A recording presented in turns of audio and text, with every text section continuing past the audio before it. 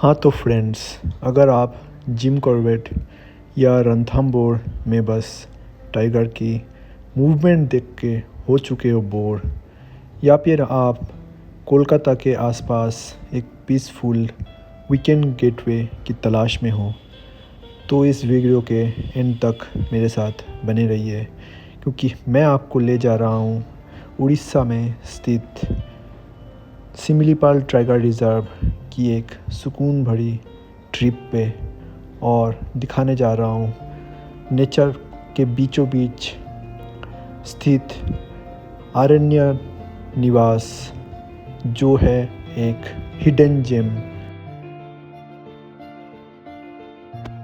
वैसे तो मुझे व्लॉगिंग का शौक़ सालों से है, लेकिन हाल ही में जब मैंने अपना नया स्कॉर्पियो एन लिया तो सोचा एक ट्रिप लगाई जाए और चला जाए उड़ीसा की ओर।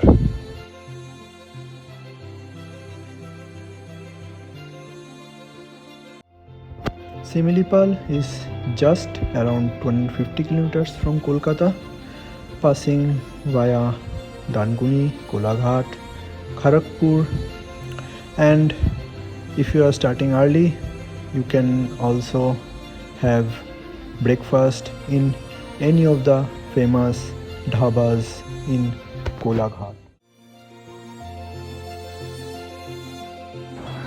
बड़ी पारा से होते हुए सिमिलीपाल का रास्ता देखते बनता है, और ये है check post Similipal tiger reserve में घुसने से पहले। एक बार आपने चेक पोस्ट में एंट्री करा ली, उसके बाद लगभग 5 किलोमीटर की दूरी पर है लुलुंग विलेज, जहाँ पे मैं स्टे करने जा रहा हूँ द फेमस आर्यन्य निवास में। चेक पोस्ट के अंदर घुसते ही आप घने जंगल के बीच से जाओगे, जहाँ पे रास्ता अभी कच्चा ही है, इट्स कम्प्लीटली ऑफ रोड, और रास्ते में ट्राइबल जो विलेजर्स हैं वो लोग आपको दिखता रहेगा। ये पूरा रास्ता आपको याद दिलाएगा जिम कॉर्बेट की घने जंगलों की, और रास्ते में छोटे छोटे नाले भी आपको मिलेगा, जहाँ पे आप चाहो तो रुक के कुछ देर थोड़ा सा टाइम भी स्पेंड कर सकते हो।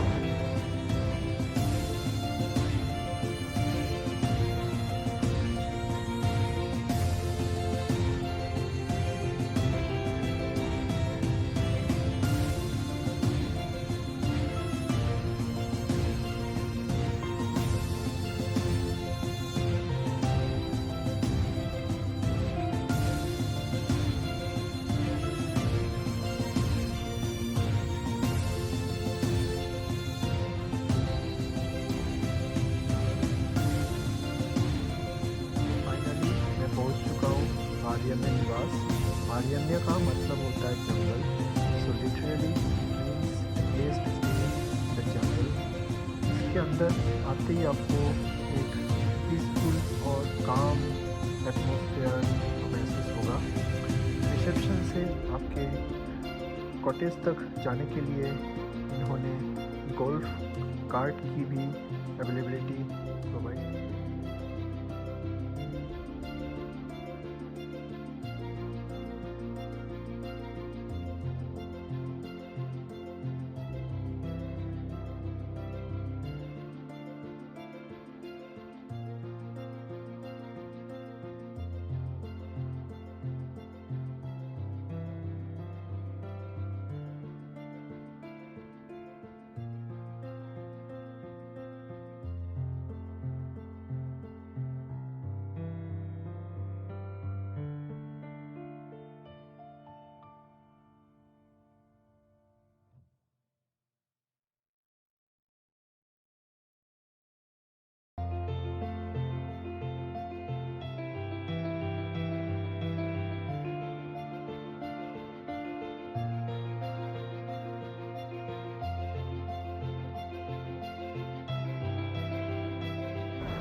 और ये है यहाँ का ओपन एयर जिम्नेशियम, अगर आप एक फ़िटनेस फ्रीक हो तो आप चाहो तो यहाँ पे कुछ वर्कआउट भी कर सकते हो। और फाइनली मैं पहुँच गया अपना कॉटेज पे।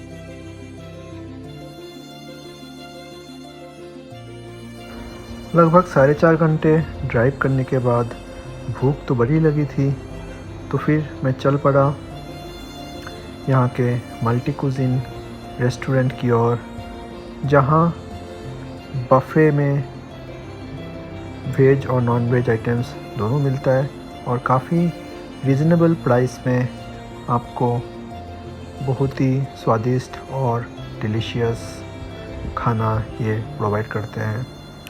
By the way, Odia people are known for their culinary skills, और मैं आप लोगों को सजेस्ट करूँगा कि कभी भी आप ईस्ट की तरफ आओ तो उड़ीसा में जाके यहाँ का लोकल डिशेस ज़रूर ट्राई करना चाहिए आप लोगों को।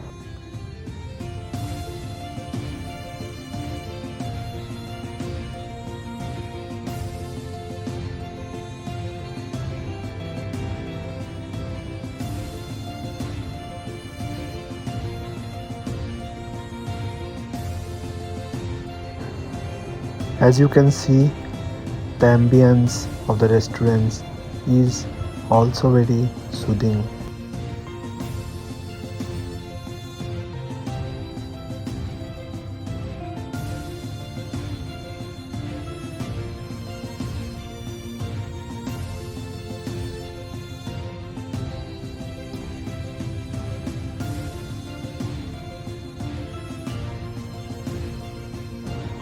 और फाइनली आ चुका था मेरा लंच और मैंने मिटा ली अपनी भूख। लंच के बाद थोड़ा सा टहलना तो बनता है, तो मैं चल पड़ा पूरे प्रॉपर्टी को एक्सप्लोर करने के लिए। ये एक काफ़ी पुराना प्रॉपर्टी है, इन द 90s बनाया गया था और ये गवर्नमेंट रन प्रॉपर्टी है, लीज़ पे है अभी। और आपको बताऊं कि 2007 में ये बंद कर दिया गया था बिकॉज़ ऑफ टेररिस्ट एक्टिविटीज़, लेकिन फिर 2017 में इसको रीओपन किया गया। जस्ट नाउ मैंने लंच की अरण्य निवास के रेस्टोरेंट में। लंच काफ़ी अच्छा था। मैंने वेज लिया क्योंकि मैं मटन खाता नहीं हूँ। अभी मैं यहाँ पे आके बैठा हूँ। आप देख पा रहे हो पीछे नदी चल रही है, ये मैंने अलग से कवर किया है। तो अरण्य निवास रिजॉर्ट से अगर आप यहाँ पे आते हो, यहाँ पे बैठ के ही आप नदी का लुत्फ़ उठा सकते हो। और सुना है विंटर पे यहाँ पे बोनफायर भी होता है, लेकिन अभी तो खैर बहुत गर्मी है।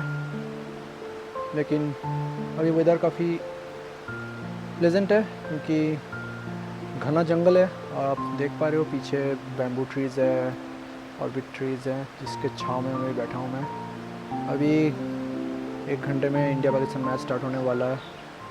होपफुली आज इंडिया जीत जाएगी। और मैं आज करने के लिए यहाँ पे कुछ है नहीं क्योंकि यहाँ पे नेटवर्क नहीं है, तो इंडिया पाकिस्तान मैच ही देखूँगा। मुझे याद है बचपन में मैं इंडिया पाकिस्तान के मैचेस रास्ते में खड़े होके देखता था क्योंकि हमारे घर में केबल टीवी नहीं हुआ करता था। और आज ऐसा डेट आ गया कि कुछ करने को है नहीं, इसलिए इंडिया पाकिस्तान मैच देखेंगे, अदरवाइज़ तो स्मार्टफोन में ही लगे रहते हैं। तो होपफुली आज विराट कोहली एक सेंचुरी लगाएगा और इंडिया आसानी से मैच जीत जाएगी।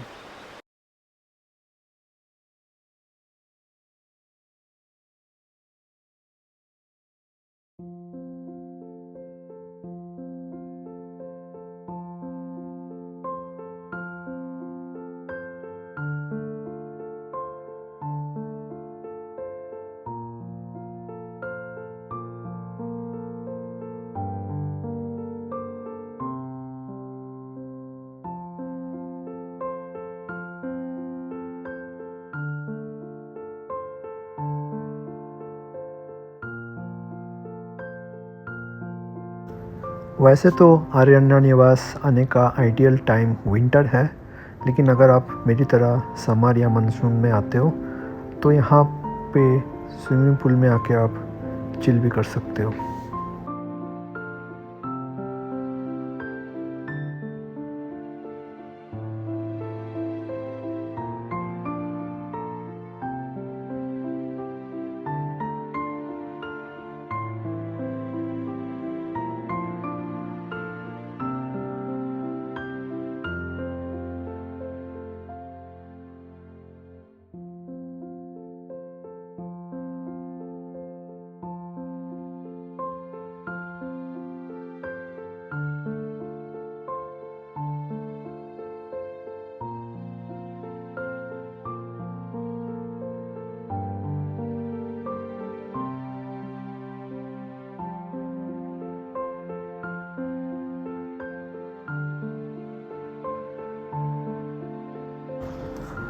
Away from the hustle and bustle of the city life, Aranya Niwas is a perfect destination to get detoxified.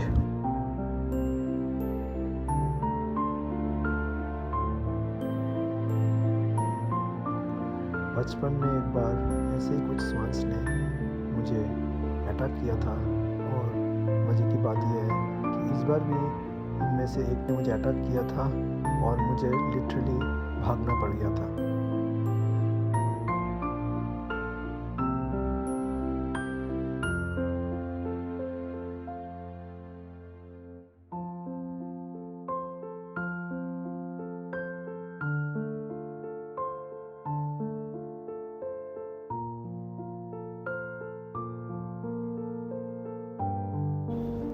ऐसे भरे दोपहर में भी जब एक शीतल हवा आपको छूती हुई जाती है तो वो जो फीलिंग है वो कह कर बयान नहीं किया जा सकता, वो तो बस यहाँ आके ही महसूस की जा सकती है।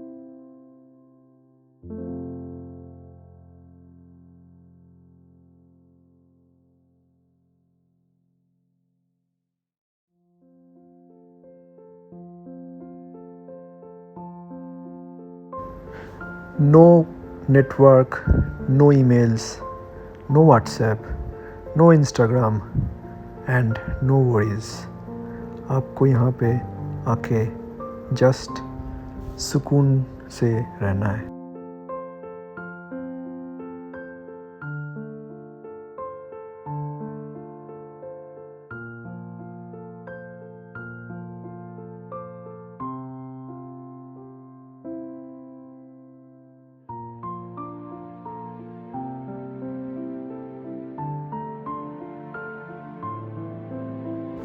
For those who seek adrenaline rush, you also have some adventure activities which obviously you have to perform under the observation of experts।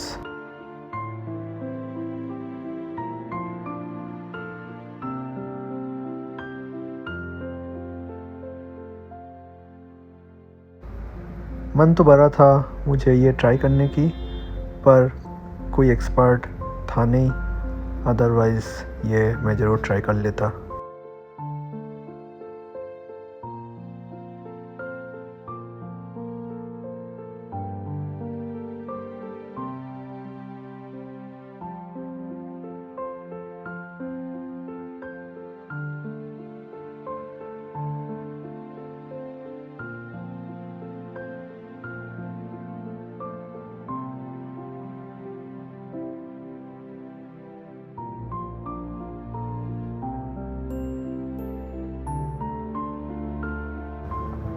Kudos to the Odisha tourism department कि उन्होंने इतने घने जंगल के बीचों बीच इतना सुंदर प्रॉपर्टी मेंटेन कर रखा है। बहुत ही क्लीन प्रॉपर्टी है और काफ़ी वेल मेंटेन भी है।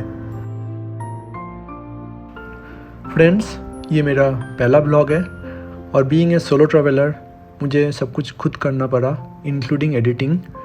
तो प्लीज़ थोड़ा सा प्यार दिखाइए और इस वीडियो को लाइक ज़रूर कीजिए।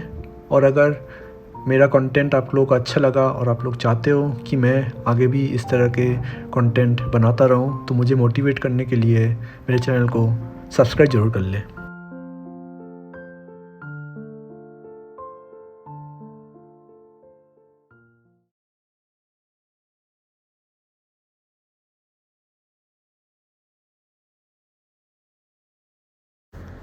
अंधेरा होते ही मानो यहाँ की सुंदरता एक अलग ही लेवल पे पहुँच जाती है।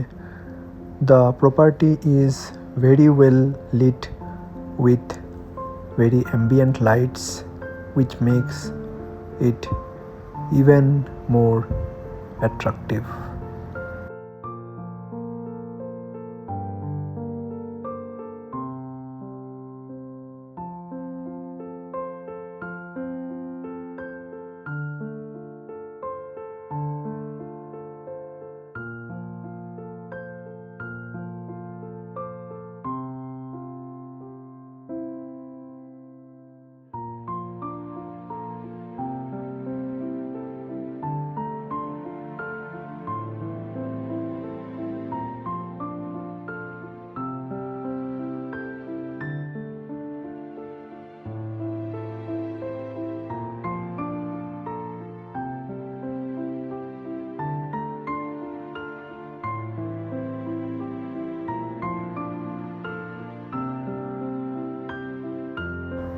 After dinner, taking a stroll in these lanes is a different experience altogether.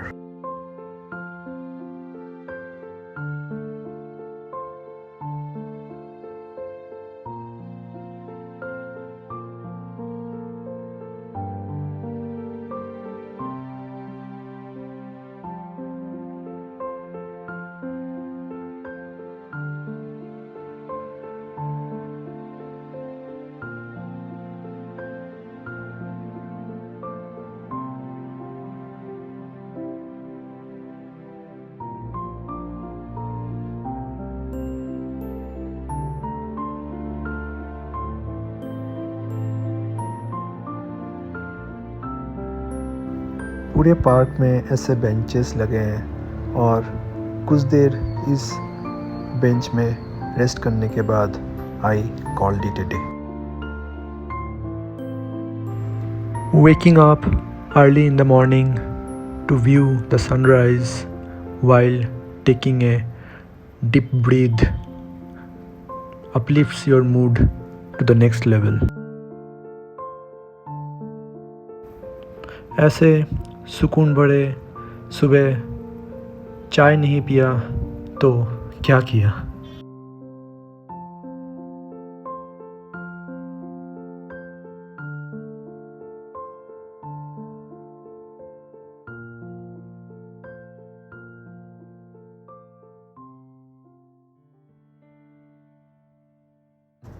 सुबह सुबह थोड़ा मॉर्निंग वॉक करने के बाद मैं चल पड़ा ओपन एयर जिम में और थोड़ा बहुत हल्का फुल्का एक्सरसाइज करने लग गया। अगर आप एक फ़िटनेस फ्रीक हो तो नेचर के बीचों बीच वर्कआउट करने का यहाँ पे अलग ही एक्सपीरियंस है।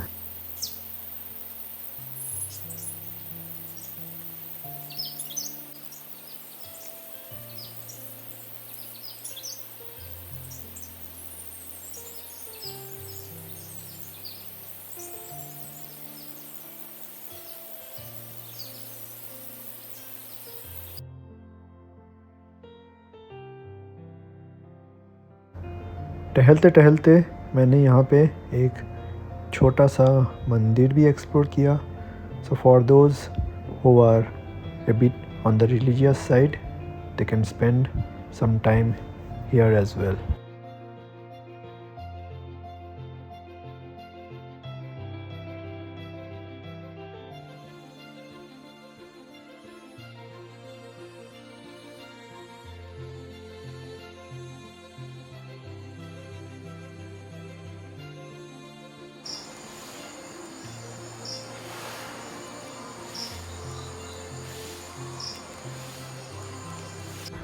कॉम्प्लीमेंट्री ब्रेकफास्ट करने के बाद मैं निकल पड़ा सीताकुंड वाटरफॉल की ओर।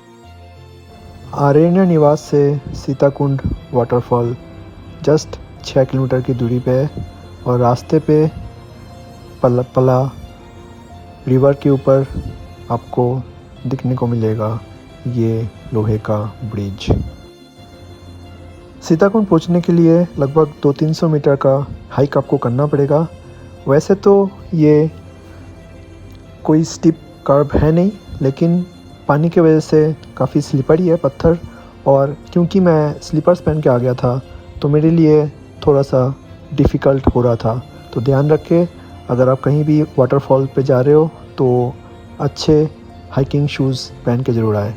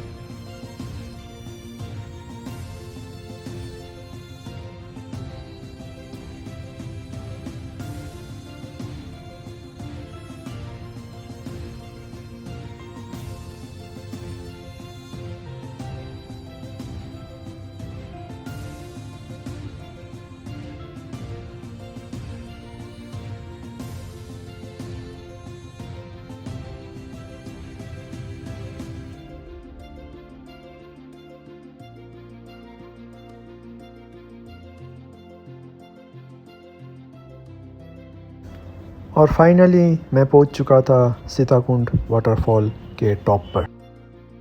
किसी ने सच कहा है, आप कहीं भी चले जाओ लेकिन भगवान तो हमेशा आपके पास ही रहते हैं।